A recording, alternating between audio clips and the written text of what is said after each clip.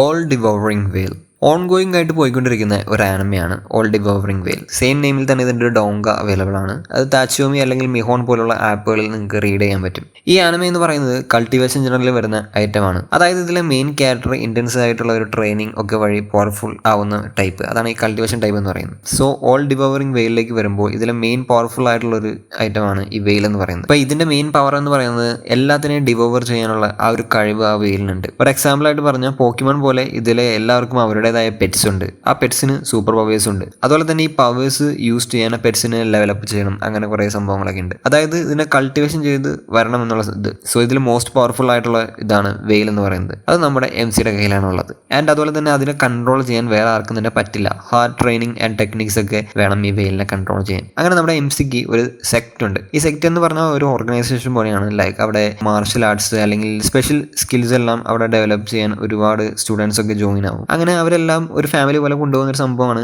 ഈ സെക്ട് എന്ന് പറയുന്നത്. അങ്ങനെ ആ സെക്റ്റുകളുടെ ഇടയിൽ തന്നെ ഏറ്റവും ടോപ്പ് ആവാൻ വേണ്ടി നമ്മുടെ MC-യും എല്ലാവരും കൂടി ഒരു ബാറ്റിൽ ചെയ്യുന്നതിനിടയിലാണ് അവൻ്റെ വെയിലിൻ്റെ കൺട്രോൾ പോകുന്നു.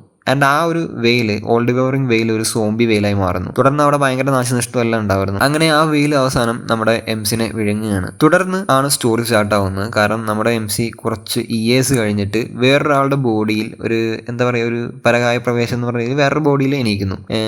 അപ്പോഴേക്കും കുറച്ച് EAs എല്ലാം കഴിഞ്ഞിട്ടുണ്ടാവും. ദെൻ തൻ്റെ ബോഡി അതല്ലാന്ന് അറിയാമെങ്കിൽ കൂടി ഫുൾ കൺട്രോളും അതിനെല്ലാം പുള്ളിക്ക് ഉണ്ടാവും. പിന്നീട് ആ ഒരു ബോഡി വെച്ചിട്ട് തൻ്റെ വെയിലിന് അങ്ങനെ പറ്റാനുള്ള കാരണം തന്നെ ആരോ ചതിച്ചിട്ടാണ് ആ വെയിൽ ആ ഒരു സോംബി അതിനകത്തേക്ക് ആയതെന്നും എല്ലാം കണ്ടുപിടിക്കാനും അതുപോലെ തന്നെ അവൻ്റെ സെക്ട് നശിച്ചിട്ടുണ്ടാവും. കാരണം അതിൻ്റെ ലീഡർ പോയതുകൊണ്ട് തന്നെ നശിച്ചിട്ടുണ്ടാവും. അതിനെ തിരിച്ച് വീണ്ടെടുക്കാനും ഒക്കെ ആയിട്ട് വരുന്നു. അങ്ങനെയാണ് ഇപ്പോൾ നിൽക്കുന്നത്. അപ്പോൾ എന്തായാലും ഒരു 9 എപ്പിസോഡ് ഇതുവരെ വന്നിട്ടുണ്ട്. ഫസ്റ്റ് എപ്പിസോഡിൻ്റെ ഫൈറ്റിലെ ആനിമേഷൻ എല്ലാം അടിപൊളിയായിരുന്നു. ആൻഡ് സ്റ്റിൽ വലിയ ഫൈറ്റ്സ് വരുമ്പോൾ മാത്രം നൈസ് ആനിമേഷൻ വരുന്നുള്ളൂ.